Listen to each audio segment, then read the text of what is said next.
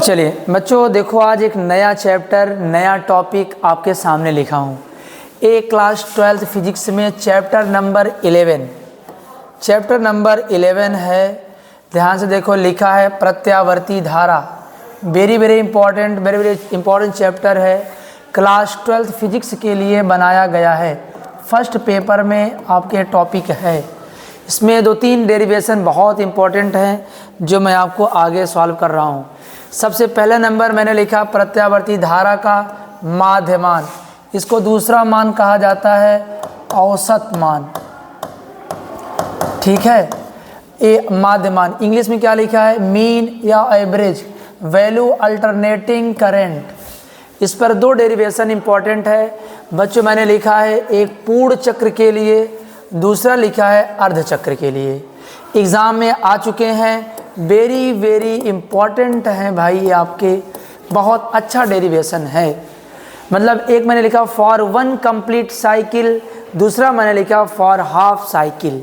मतलब कि पूरा मैंने लिख दिया है साइकिल। यहाँ मैंने स्पेलिंग कुछ गलत कर दिया, देखो भाई, तो थोड़ा रोक दो, इसको सही कर दे। ठीक है, थोड़ा स्पेलिंग मिस्टेक था, मैंने उसको लिख दिया है साइकिल। तो बच्चों अब चलते हैं हम लोग, सबसे पहले डेरिवेट करते हैं। जब हमारा एक 1 कंप्लीट साइकिल कंप्लीट हो जाता है तब के लिए आपका औसत माध्य क्या होगा, याद रखो ये धारा के लिए है। और नेक्स्ट पेज पर हम चलते हैं। ये देखिए मैंने लिख लिया है एक पूर्ण चक्र के लिए औसत मान, यानी कि मैंने लिख लिया, यदि स्टार लगा लिखा, यदि पूर्ण साइकिल यानी पूरा चक्र कंप्लीट करने के लिए प्रत्यावर्ती धारा का माध्य मान, इम्पॉर्टेंट वर्ड है बच्चों, 0 होता है। यानी कि मैंने लिख दिया I suffix m is equal to 0। मतलब जो इस तरह के प्रत्यावर्ती धारा का मान होता है पूर्ण चक्र के लिए 0। कैसे पूर्ण चक्र, मान लीजिए ऐसे एक लाइन है, अगर यहाँ करंट फ्लो है, देखो ये यहाँ पर एक बार हाफ चक्र है, अगर यहाँ से यहाँ तक पूरा चक्र कंप्लीट करता है बच्चों, इसे कहा जाता है पूर्ण चक्र। यहाँ के लिए बताया जा रहा है इसका जो प्रत्यावर्ती धारा का औसत माध्य होगा वो 0 होगा। क्लियर है। अब यहाँ मैंने लिखा किसी समय t पर कोई समय होगा जिसके प्रत्यावर्ती धारा का मान I is equal to I0 sine omega t। ठीक है बच्चों, हम चलते हैं इसे नेक्स्ट पेज पर लेकर के अच्छे से सीखते हैं। जगह बना देंगे ताकि थोड़ा सा अच्छा लगे। 2-3 कॉलम बना देते हैं। वही लिख देता है t समय पर, जहाँ से मैंने शुरू किया, t समय पर हमारा धारा का मान क्या लिखा था भाई, t समय पर परिपथ में प्रत्यावर्ती धारा का मान, t समय पर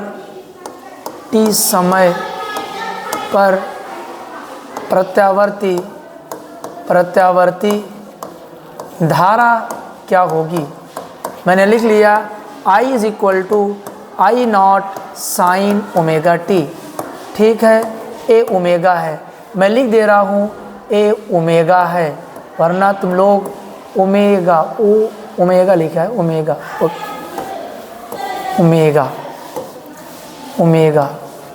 ए बच्चों लिखा है ओमेगा। नहीं देखा तुम लोग डब्लू पढ़ोगे आप, ताकि मैं लिखा रहूँगा आपको समझ में आएगा। ठीक है बच्चों, नीचे एक लाइन लिखते हैं पूर्ण चक्र के लिए। पूर्ण चक्र के लिए एक इम्पॉर्टेंट वर्ड है पूर्ण चक्र के लिए स्मॉल t की वैल्यू 0 से लेकर के कैपिटल T तक, यानी कि बात समझ में आई है। अब ये हमारा लिमिट का काम करेगी, यानी कि इंटीग्रेशन चलेगा कहाँ से कहाँ तक, 0 से t तक। यहाँ बच्चे लिखेंगे, थोड़ा आवाज़ आ रही है। अब बच्चों ध्यान से सुनो, बहुत इम्पॉर्टेंट है। अब इसके लिए औसत माध्य लिखेंगे। ध्यान से देखो बच्चों, मैं लिखूँगा Im इज इक्वल टू, ध्यान सुनना कितना बड़ी लिख रहे हैं, इंटीग्रेशन 0 से लेकर के कैपिटल T। I लिखूँगा बच्चों, यहाँ लिखूँगा dt, अपान में होगा इंटीग्रेशन 0 से कैपिटल T dt। गुरुजी ये नहीं समझ में आया, कैसे करेंगे हम लोग। यहाँ आई मीन का मतलब होता है बच्चों प्रत्यावर्ती धारा का औसत माध्य। लेकिन औसत माध्य अगर आप पढ़े होंगे, खूब पढ़े होंगे आप लोग, औसत माध्य, औसत इज इक्वल टू क्या होता है, सभी संख्याओं का योग बटे उनकी टोटल संख्या। यहाँ मैंने क्या लिख दिया, जितने धारा का है, जितना धारा, थोड़ा अलग कर दें इसको भाई, एकदम उसी में जुड़ गया है। इसका मतलब जो है इंटीग्रेशन कैपिटल टी अब दिख रहा है, आई इंटू डी टी अपान पूरा संख्याओं को एक जगह और संख्याओं का संख्या। मैंने, आप इसे याद कर लेंगे, मैं यहाँ लिख देता हूँ, इसे याद कर लें। जो कमज़ोर बच्चे हैं याद कर लें, छुट्टी हो गई भैया, याद कर लें इसे अच्छे से। यहाँ लिख देते हैं गरीब बच्चे, मतलब कि कमज़ोर स्टूडेंट, कमज़ोर स्टूडेंट, कमज़ोर स्टूडेंट। और कोई तरीका, जो पढ़ने वाले बच्चे उनको बता दिए क्या रीज़न है, लेकिन जो बच्चे नहीं जानते वो लिख लें, समझ लें। चले बच्चों, अब हम लोग आगे बढ़ते हैं। क्या करें गुरुजी, आई की वैल्यू ऊपर दिख रही भाई, आई की वैल्यू ऊपर दिख रही है।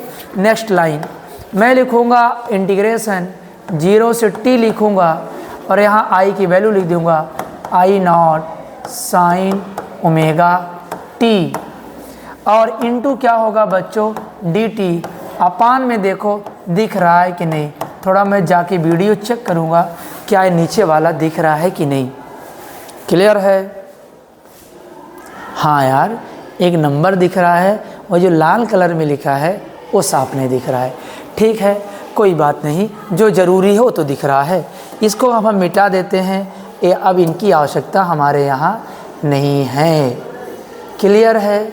अब हम लोग आगे बढ़ेंगे, खूब अच्छे सीखते चलो। आई एन की वैल्यू निकल रही है, कोई बात नहीं। अब हम लिखते हैं बच्चों, जो इसमें आई नॉट है उसे हम लोग कॉमन ले लेते हैं। क्लियर है? बहुत धीरे धीरे पढ़ा रहे हैं इसको, मैं जानता हूँ ये बायोलॉजी वाले बच्चों के लिए टफ पड़ता है।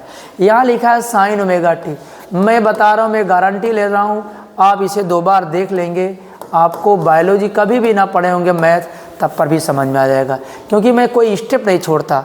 लिखा गया बच्चों इंटीग्रेशन 0 से t और dt। बच्चों एक बात बता दें आपको, यहाँ मैं डायरेक्ट लिखूँगा t, क्या लिखूँगा, यहाँ मैं डायरेक्ट t लिख दूँगा। देखो मैं लिख देता हूँ, यहाँ डायरेक्ट मैं लिख देता हूँ t। अब आप कहेंगे गुरुजी अब बताइए आप कैसे समझ में आएगा। आई नॉट को बाहर कर लिया, इंटीग्रेशन में कर लिया 0 से t, और बच्चों इसको मैंने लिख लिया sine omega t into d t अपान में गुरुजी लिख दिए कैपिटल टी। अब बताइए भाई, इसकी जगह पर इसकी जगह पर गुरुजी कैसे आपने टी लिख दिया, कैसे आपने टी लिख दिया, अब बताइए आप। आओ बच्चों आप सीख लो अच्छे से, मैं बता दे रहा हूँ, कोई बताएगा नहीं भाई। यहाँ लिखता हूँ 0 से t, यहाँ लिखता हूँ dt। बच्चों कभी भी इनका इंटीग्रेशन करोगे वो केवल आएगा t, ये आप याद कर लें। ठीक है, लिमिट कहाँ चली जाएगी बच्चों, यहाँ चली जाएगी। अगर लिमिट यहाँ चली जाएगी तो एक बार upper limit minus lower limit, यानी t की जगह पर क्या रखूँगा, एक बार t, एक बार फिर t की जगह क्या रखूँगा t। बच्चों कितना आएगा, कैपिटल T आएगा।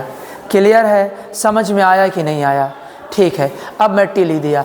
अब बच्चों साइन का इंटीग्रेशन क्या होता है, एक काम करते हैं, इसको मैं छोटा सा ही लिख देता हूँ, जो बच्चा कभी पढ़ेगा वो थोड़ा सा समझ लेगा। ए यू, एक छोटा सा लिख देता हूँ, ए यू क्या दिखेगा, जूम करके दिख देना, गुरुजी का लिखे हैं, आप समझ लेंगे इसकी बात।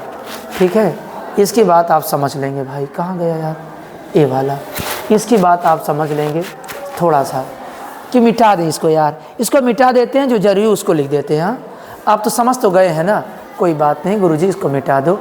टी कैसे लिखा गया समझा तो दिया, वीडियो रोक के समझ लेंगे।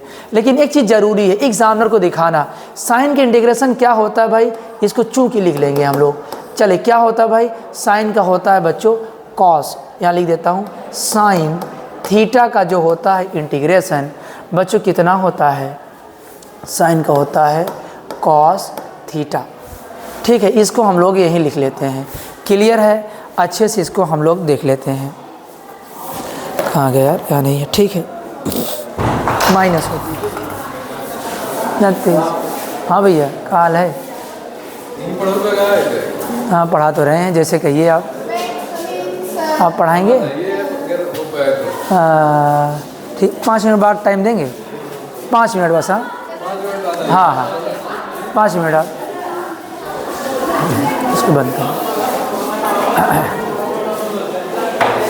चलिए बच्चों डिस्टर्ब कर दिए।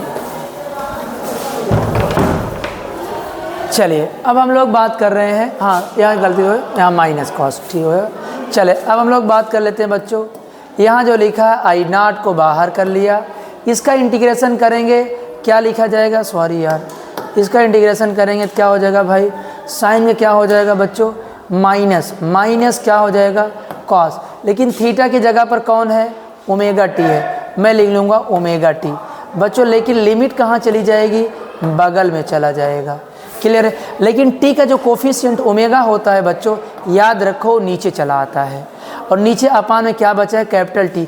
एक काम कर लेते हैं, उसे कॉमन ले लेते हैं, बड़ा बढ़िया हो जाएगा।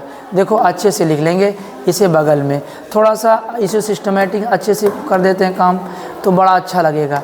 टी जो था बाहर चला गया, यानी कि आई नॉट अपान कैपिटल टी। फिर ओमेगा को क्या कर लिया भाई, बाहर कर लिया है, इसको भी कहीं मैनेज करना पड़ेगा, इसको भी मैं यहाँ से हटा दूँगा क्योंकि मेरा गड़बड़ कर देगा भाई ये, यहाँ मैं इसको हटा देता हूँ। चलिए अब हमारे पास क्या बचा बच्चों, थोड़ा जल्दी लिखेंगे, सर आने वाले हैं पढ़ाने। आई नॉट अपान टी, टी तो बाहर था ही, ओमेगा को भी बाहर कर लिया, चल ओमेगा बाहर चल, अंदर कौन बचा है बच्चों, माइनस, माइनस को भी बाहर कर लो अच्छा लगेगा, अंदर कॉस ओमेगा टी बचा है, केवल क्या बचा है बच्चों, कॉस ओमेगा टी बचा है, लिमिट क्या होगी, 0 से कैपिटल टी होगा ना। अब चलें एक बार टी की जगह पर कैपिटल टी, एक बार क्या रखें, 0 रखेंगे बच्चों, यहाँ हो जाएगा आई नॉट, अब टर्न हो जाएगा कैपिटल टी, ओमेगा हो जाएगा बच्चों। मैंने लिखा क्या, कॉस ओमेगा लिखा, ओमेगा की वैल्यू होती है अभी बताएंगे, और टी की जगह पर मैंने लिख दिया कैपिटल टी, और बच्चों यहाँ मैंने लिया कॉस ओमेगा लिखा, और यहाँ मैंने क्या लिख दिया टी, और टी की जगह पे मैंने क्या कर दिया भाई 0, याद रखेंगे सब कुछ। देखो ओमेगा की वैल्यू क्या होती है, एक छोटा सा लिख देता हूँ, ओमेगा इज इक्वल टू होता है 2 पाई अपान कैपिटल टी। अब अगर ओमेगा की वैल्यू हम आराम से रख देंगे, देखो क्या मिलेगा हमको, आई नॉट लिख दूंगा बच्चों, और यहाँ लिखा टी, ओमेगा लिख दिया है, यहाँ मैं लिखूँगा कॉस, ओमेगा की वैल्यू आ जाएगी 2 पाई अपान कैपिटल टी, और यहाँ इंटू कैपिटल टी था भाई, कास ओमेगा है कि 0 गुणा करेंगे 0 हो जाएगा, कॉस 0 अंश का मान 1 होता है भाई, अच्छे से लिख लेंगे। यहाँ क्या होता है बच्चों, टी से टी कैंसिल आउट कर देंगे, यहाँ बच्चों हमारा क्या बचा, आई नॉट बचा है, टी बचा है, ओमेगा है बच्चों, केवल अंदर क्या बचा है, कॉस 2 पाई बचा है, और -1 आ गया है, कॉस 2 की वैल्यू क्या लिखेंगे 1, तो बच्चों आ गया क्या, आई नॉट अपान टी ओमेगा, इसकी वैल्यू कितना होती 1 -1, कट्टम कुट हो गया, सब 0 हो गया, यानी बच्चों 0 आ गया। यही अच्छा लिखा है मैंने, बहुत मेहनत से लिखा है, समझ में ज़रूर आया होगा, कोई मिस्टेक होगी बच्चों माफ़ करना। अगले बच्चों लिख देते हैं, आई मीन्स की जो वैल्यू आई है बच्चों, आई एम की वैल्यू जो आई है 0 आई, यही मुझे लाना था। अगले हेडिंग अगले बार आपको लिखेंगे। हाँ सर आइए, आ जाइए, आ जाओ आ जाओ।